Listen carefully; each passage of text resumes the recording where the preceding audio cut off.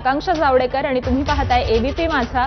सकाळचे 7 वाजतात आणि या बुलेटिन मध्ये आपणा सर्वांचं स्वागत। बुलेटिनच्या सुरुवातीलाच पावसासंदर्भातली एक महत्त्वाची बातमी पाहूयात। आज कोकणासह काही जिल्ह्यात पावसाचा जोर कायम राहणार असल्याचा हवामान विभागाने अंदाज वर्तवलाय। विशेषतः मुंबई, कोकण आणि विदर्भातील काही जिल्ह्यांमध्ये अतिमुसळधार पाऊस होण्याची शक्यता आहे। मराठवाड्यामध्ये देखील काही ठिकाणी विजांच्या कडकडाटासह मुसळधार पावसाचा अंदाज आहे। विशेषतः मुंबई, कोकण आणि विदर्भातील काही जिल्ह्यांमध्ये अतिमुसळधार पाऊस होण्याची शक्यता आहे। तर पुणे जिल्ह्यासाठी रेड अलर्ट देण्यात आलाय। मुंबई, ठाणे, पालघर, रायगड, रत्नागिरी, सिंधुदुर्ग, सातारा, कोल्हापूर आणि विदर्भातील यवतमाळ, चंद्रपूर, गडचिरोली या जिल्ह्यांसाठी ऑरेंज अलर्ट देण्यात आलाय।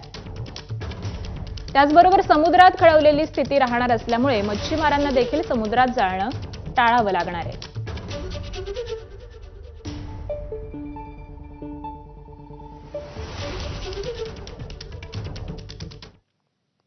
तर मुंबईमध्ये काल 5 वर्षातल्या सर्वाधिक पावसाची नोंद ही शनिवारी सकाळी 8:30 पर्यंतच्या 24 तासांमध्ये 244 मिलीमीटर पाऊस हा सांताक्रूजमध्ये 2020 नंतर सर्वाधिक 244 मिलीमीटर पाऊस तर शुक्रवार शनिवार मुंबईसह उपनगरांमध्ये राहिला आहे पावसाचा जोर। मुंबईसह ठाणे, पालघर या भागासाठी आज पुन्हा एकदा अतिमुसळधार पावसाचा इशारा देण्यात आला आहे।